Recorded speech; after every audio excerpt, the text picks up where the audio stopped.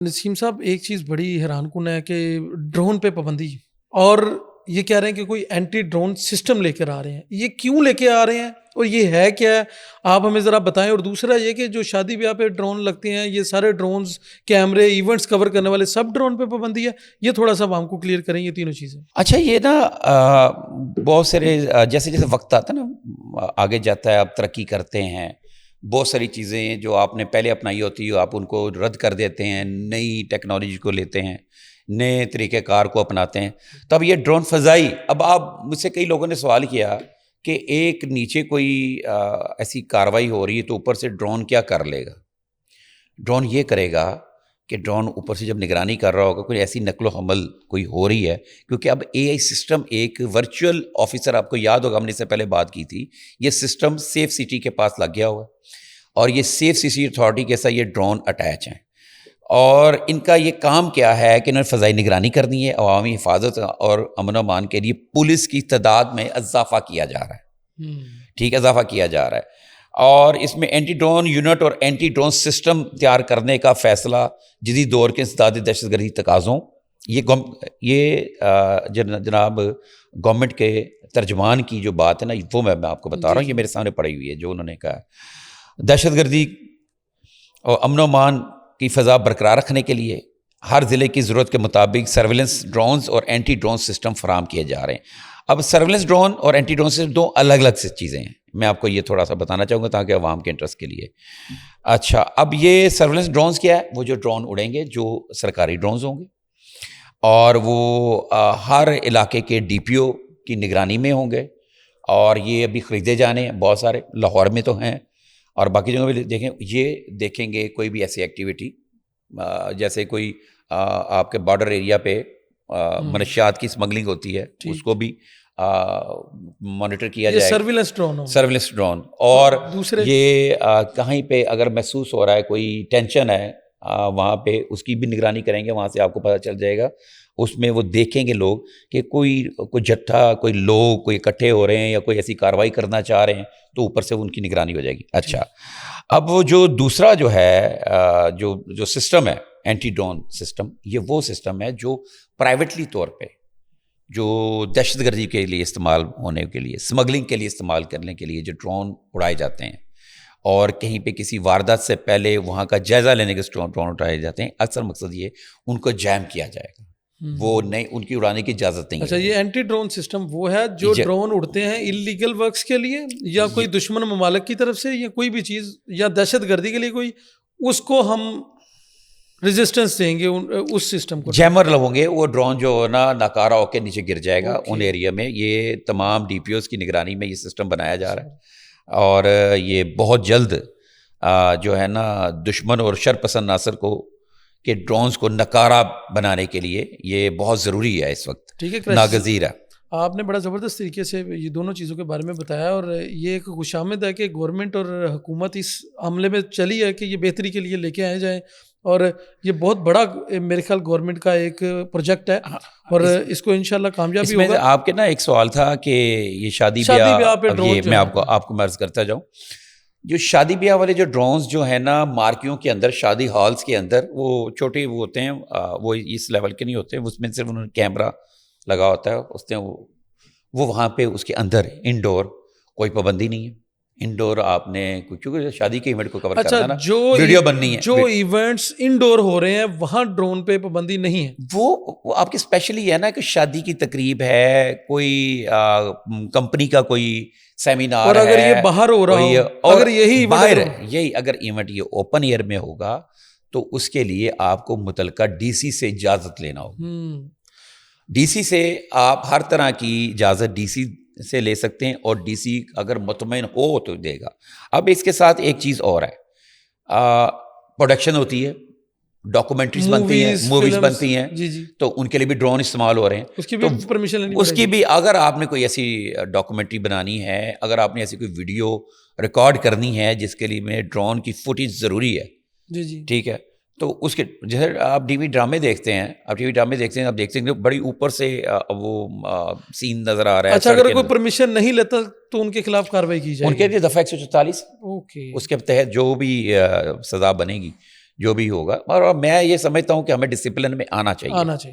ہمیں ڈسپلن میں آنا چاہیے اور نئے نئے قانون بنانے کے بجائے میں گورنمنٹ سے بھی یہ بات کروں گا جو ان کے قوانین موجود ہیں ان کی امپلیمنٹیشن ہو جائے.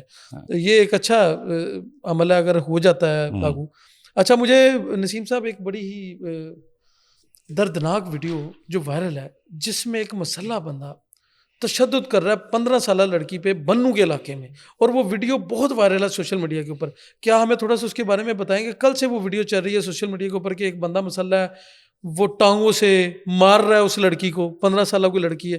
کیا یہ کوئی کس طرح کی ویڈیو, کوئی گھریلو ہے, کوئی شہر کی ہے؟ اس میں کیا آپ سمجھتے ہیں کہ وہ ویڈیو, یا آپ کو اس کے بارے میں کوئی علم ہو کہ یہ بیسیکلی کیا کس چیز کی ویڈیو ہے, کیوں اس کو مار رہا ہے وہ بندہ؟ دیکھیں یہ ہے بنو کے پی کے میں, یہ کے پی کے کا ایریا ہے. یہاں پہ اس طرح کی چیزیں اکثر ہوتی نظر آتی رہتی ہیں. یہ کوئی ایک لڑکی ہے, کوئی بچی ہے 15 سالہ. آپ کو پتہ ہے آج کل ہر بچہ, ہر شخص اپنے آپ کو پاپولر کرنا چاہتا ہے, سیلیبریٹی بننا چاہتا ہے. اور سیلیبریٹی بھی اس وجہ سے اب بننا چاہ رہا ہے کہ ٹک ٹاک یا یوٹیوبر بننا چاہ رہا ہے, اور ڈالرز کمانا چاہتا ہے, ڈالرز کمانا چاہ رہا ہے, اپنا خرچہ چلانا چاہ رہا ہے. ایک مطلب آسان طریقہ تو نہیں ہے, ابھی بڑا مشکل ہے. اس میں بڑی جن لوگوں کے نام ہونے تھے ہو گئے, اس وقت گیپ تھا. اب ہر شخص یہ چاہتا ہے کہ میں بھی شاید ڈکی بھائی بن جاؤں, میں بھی شاید رجب بٹ بن جاؤں, میں بھی شاید وہ کون سی ہے مرزا, جنت مرزا بن جاؤں. تو ہر کسی کا, اور رائٹ بھی ہے. اب یہ لڑکی بھی یہی, اب یہ لڑکی بھی وہاں پہ اس نے اپنا ایک سٹائل بنایا ہوا تھا کہ لڑکوں کے کپڑے پہنے اس نے, وہ جو وہاں کے روایتی لباس ہے وہ پہن کے, تو یہ ویڈیو وغیرہ بناتی تھی, تو اس پہ وائرل ہو رہی تھی. تو کچھ لوگوں نے اٹھایا اس کو, مسلح افراد نے اٹھا کے ایک جگہ پہ لے جا کے اس کے اوپر تشدد کیا, جو ویڈیو وائرل ہے جو آپ نے دیکھی ہے. اور اس میں اس سے وہ بیان دلوایا گیا. مطلب یہ سمجھ سے باہر یہ کون لوگ ہیں اور ان کو اتنی اجازت کیسے ہے وہاں پہ. میں یہ بیان کیا دلوایا گیا اس سے یہ کہ میں دوبارہ ایسے کپڑے نہیں پہنوں گی. یہ اب وہاں پہ نا وہ یہ واقعہ ہے خیبر پختونخوا کے ضلع بنو کے تحصیل ڈومیل کی, تھانہ ڈومیل ہے. تو وہاں کی پولیس کا یہ کہنا ہے, لوگوں نے کہا بھی ابھی تک کوئی پرچہ درج نہیں ہوا, کوئی کارروائی نہیں ہوئی. تو ڈومیل پولیس کا یہ کہنا ہے کہ لڑکی کی طرف سے, یہ لڑکی کے والدین کی طرف سے کوئی درخواست نہیں آئی. اب یہاں پہ ایک چھوٹی سی میں بات کروں گا. پولیس کے پاس, اب وہ دفعہ میرے ذہن میں ابھی اسکپ کر رہی ہے ورنہ میں وہ بتاتا, پولیس کے پاس آئین میں وجود میں یہ اختیار ہے کہ جو لا قانونیت ہو, اگر کسی کو مارنا پیٹنا یہ قانون میں نہیں ہے, اور لا قانونیت جہاں بھی ہو تو پولیس خود مدعی بن سکتی ہے, اور بنتی ہے پولیس, اکثر بنتی ہے. اور بعض جگہوں پہ تو پولیس اس طریقے سے بھی مدعی بنتی ہے. یہ پریکٹس ہمارے پنجاب سے, اب پہلے پنجاب میں بھی تھی, اب بھی سائڈوں پہ ہو, لاہور میں اب یہ نہیں ہے, وہاں پہ بھی بنتی تھی پولیس کہ جہاں پہ مدعی کو اگر کسی بااثر شخص کے خلاف, کسی بااثر نے کسی کمزور بندے پر زیادتی کی ہے اور اس کی کوئی چیز سامنے آ گئی ہے تو وہ خود سے مقدمہ درج کر لیتی تھی, بڑا ویک قسم کا. ٹھیک ہے نا. اب یہاں پہ تو بات اور ہے, اب ایک بچی کے ساتھ تشدد کیا جا رہا ہے اور آپ کے قانون میں موجود ہے کہ کسی مظلوم کو زیادتی کرنے والے کو سزا دینی. میں حیران ہوں کہ کے پی کے میں ذوالفقار حمید صاحب ہیں, بڑے زبردست آئی جی ہیں, تو پتہ نہیں ان کے سامنے یہ گزری کہ نہیں گزری, ورنہ میں تو ان کو جانتا ہوں کہ وہ یہ سی آر او سسٹم جو ہے نا یہ پنجاب میں, جس کے بعد میں یہ سیف سٹی بنی اور یہ جرائم پیشہ لوگوں کا ریکارڈ آ جاتا ہے کہ آپ کسی کا آئی کارڈ دیں, اس کا پشا ریکارڈ ہے, اس کی بنیاد ذوالفقار حمید صاحب نے رکھی تھی. جی پہلے ایس پی تھے سی آر او, اور مجھے اچھی طرح سے یاد ہے, میں کرائم رپورٹنگ کرتا تھا, آپ کو پتہ ہے. تو انہوں نے اس وقت یہ سارا پولیس ریکارڈ اکٹھا کرنا, یہ بنانا شروع کیا تھا, اور یہ ان کا بڑا احسان ہے کہ اس کی وجہ سے بہت سارے یہ ہوٹل آئی, پھر آئی کوئی اشتہاری پکڑے جانے لگے, ملزمان پکڑے جانے لگے, تو وہ ادھر کے آئی جی ہیں.